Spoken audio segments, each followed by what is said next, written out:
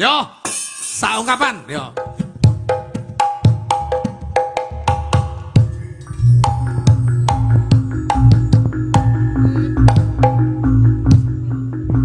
Tepuk tangan. Yo. Urung kok tepuk tangan. Ben meriah, ben semangat, Pak. Dulur lanang nek dingantenke ra semangat. Ayo.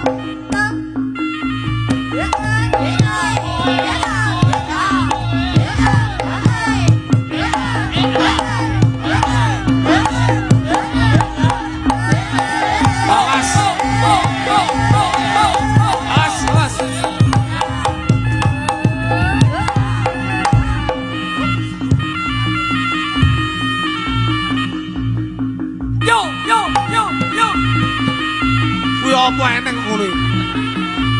Gandongan ngepas nek gong. Yo, yo.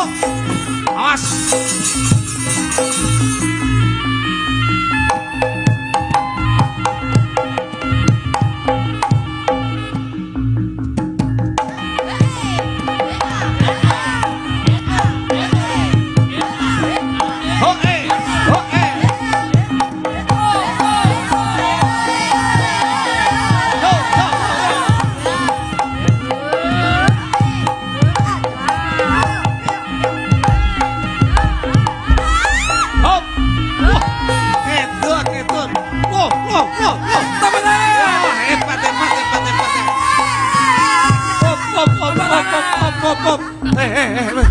Terus mesti Pak Eko. Le. Se.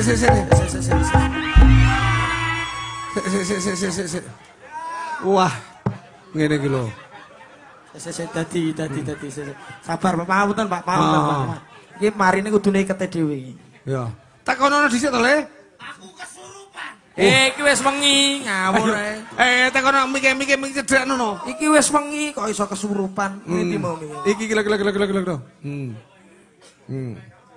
Ya. Aku kesurupan. Mari ya. Des, wis Des. Jam yaene lagune jek akeh lho. Des. Isih to sik tekono sapa sing Boten gandes ya, Pak? Mbah, lah iya. Niki sinten nggih? Aku Supermi. Kosok jenenge danya kok Supermi kok panganan tok. Sampeyan saking pundi, Mbah? Aku saka Tuban. Wo kok Tuban. Tepe, Pak. Sapa sing ngakon bocah iki joget? Waduh pamunten niki ngengeti mergi niki pentase teng Ponorogo Kota Reok, Pak. Pamunten dadine gandes niki gadah kabisan beksan gandongan dadine iki diketoke mboten kok sombong, tapi budaya menika saged menyeluruh, Mbak.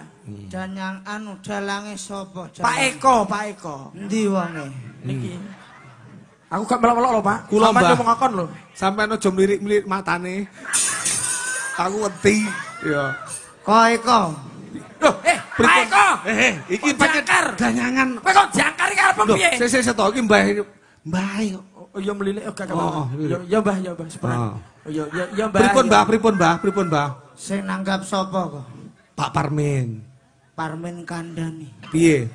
Nek pengen leke duwe gawe selamat kon nyawisi kembang wangi loro, kembang telon 7, kembang kantil 10. Kemen, Mbah. Bengi iki kudu ana. Terus Lho sik sok, Mbah. Iso niki yo ora enek bakul sing jadian kembang niku to, Mbah. iso golekne apa ora? ndak iso Lho kira-kira. gak iso no, Mbah. Nek ora iso Parmin kandhani aku kon gawani dhuwit tak tukokne. Ganyang keret.